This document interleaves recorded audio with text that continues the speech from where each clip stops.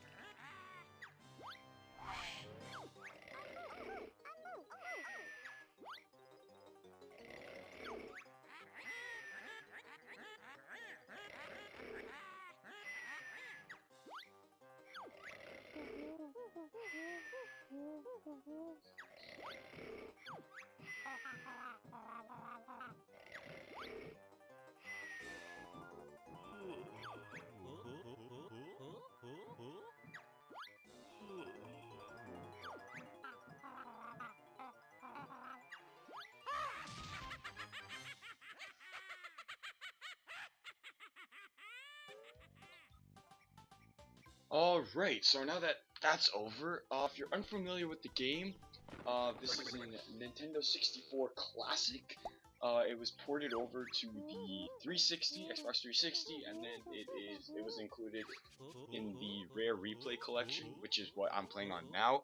This is a action platformer, ton of collecting. As far as the story goes, Gruntilda the Witch is after 2D Banjo's sister, jealous of her youthfulness and is being pretty.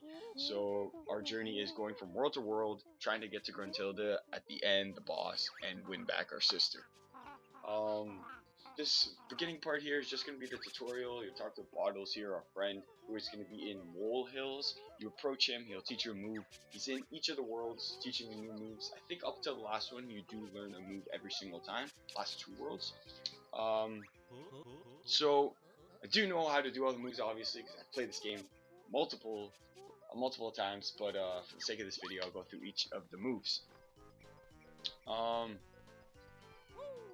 Each video is probably going to be around 10 to 12 minutes, because I tried making them longer, but didn't actually work with YouTube, so try making them around 10 to 12 minutes. So I'm pretty much just going to stop, and literally the next part will pick up straight into it.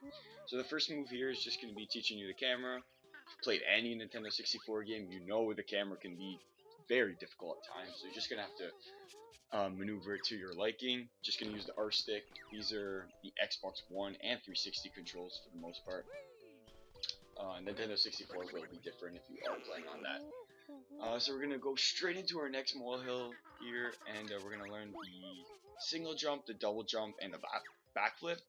So just pressing the A button one time will earn you the single jump. Pressing it twice will teach you the double jump. Press it once there. Oh, there we go. That'll be the second one, and the third move here will be the backflip, which you're going to press the L trigger to crouch, and then press the A button once more, and you'll do that sweet looking backflip. Oh yeah, so sweet. So that's the third one there. Third jump. So these little empty honeycomb pieces you're gonna want to pick up, because when you get 6, you'll get an extra life, which lives and staying alive isn't that important in the early stages of the game, but it can get difficult at times.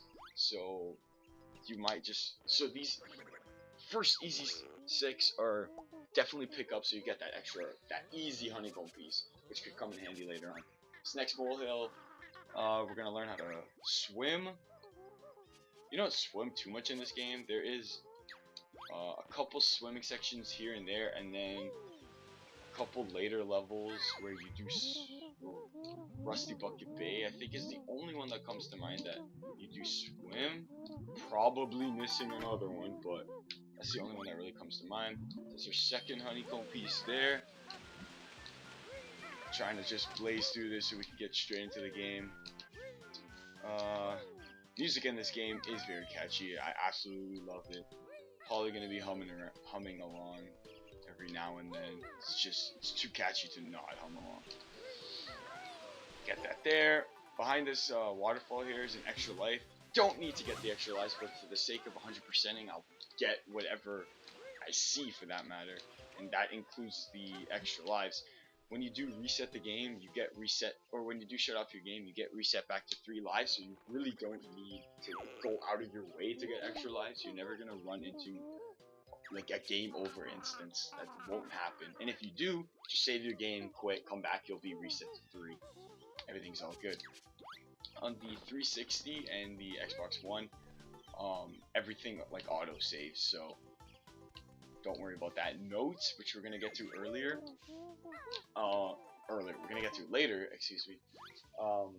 And then Nintendo 64, when you used to die, your notes were to reset, which was the biggest pain, absolute biggest pain. But in this game, every note you get automatically saves. You die, you keep all your notes, so it's definitely a lot more lenient. I'm gonna go to this molehill here, which is our fifth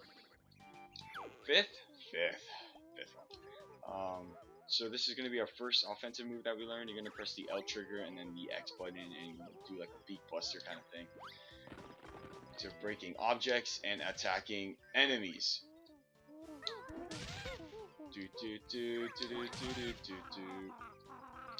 Okay, so we got that one there. We got one last move, and then we're done with the tutorial section here. I'm going to do this one last move, and then I'll probably end the part. Go right into the next one. Banjo, it's time for you to learn another move. Okay, so this move here is pretty useless. Not gonna lie, you're probably never gonna use it. It's when you're standing still and you're gonna press the X button. You're never standing still, or at least I'm never in platforms, constantly moving, so I never have a use for this. But you learn it anyways, so show it off here. Stand still, press the X button, do a sweet bear claw. Gotta do it again because once is never enough. There we go. The next move you're going to learn is actually a lot more useful, considering you are moving around a lot. So when you're moving and then you press the X button, you do sweet bear roll. Oh, my bad.